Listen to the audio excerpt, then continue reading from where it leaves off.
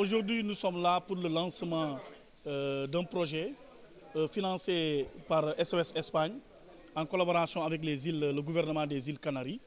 Donc c'est un projet d'eau potable, d'accès à l'eau au niveau du quartier de Nema 2. Et pensez-vous que cette option, cet engagement justement des partenaires va impacter positivement dans la qualité des enseignements secondaires?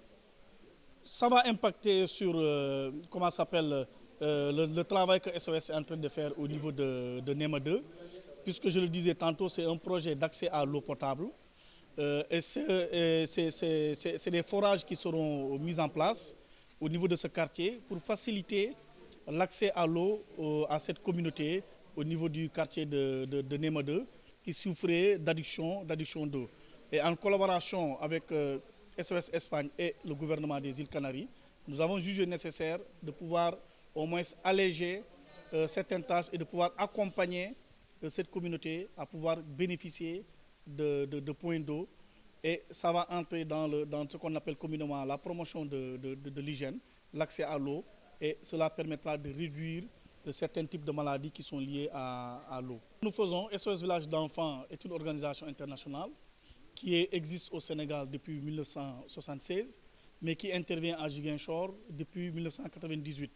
Et ce que nous faisons, c'est une prise en charge de type familial pour des enfants qui sont qui ont perdu la tutelle parentale.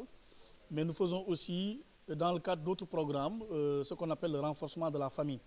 Et c'est dans le cadre de cette unité de renforcement de la famille où nous accompagnons les enfants qui sont sur le point de perdre la tutelle parentale, d'accompagner les familles à renforcer les familles du point de vue économique et du point de vue compétences parentales, mais aussi à accompagner les communautés à pouvoir se prendre en charge et à pouvoir gérer les problèmes qui surviennent au niveau de leur communauté. Et c'est dans cette unité aussi du renforcement de la famille qu'en collaboration avec SOS Espagne, nous avons jugé nécessaire de pouvoir mettre en place ce projet. Il faut aussi préciser que SOS Village d'enfants intervient à Nemo 2 depuis presque 14 ans ou 15 ans de cela. Et on est sur le point de se retirer de ce site. Et on a mis en place une stratégie de retrait progressif.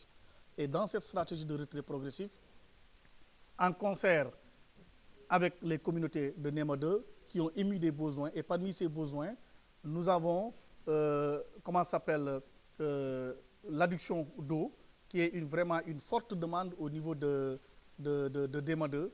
Et c'est la raison pour laquelle nous avons élaboré ce projet au niveau de SOS Sénégal, et plus précisément au niveau du programme SOS Village d'enfants à Ziguinchor.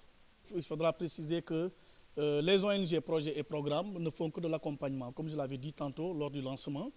Et nous avons déjà entamé des démarches auprès des services déconcentrés, tels que l'hydraulique, qui s'occupe de tout ce qui est adduction d'eau. Et la mairie aussi est représentée aujourd'hui lors du lancement. La mairie a compétence parce que si nous intervenons dans un quartier, et ce quartier-là se trouve dans la commune de Ziguinchor, forcément la mairie sera impliquée dans le processus de mise en œuvre de ce projet.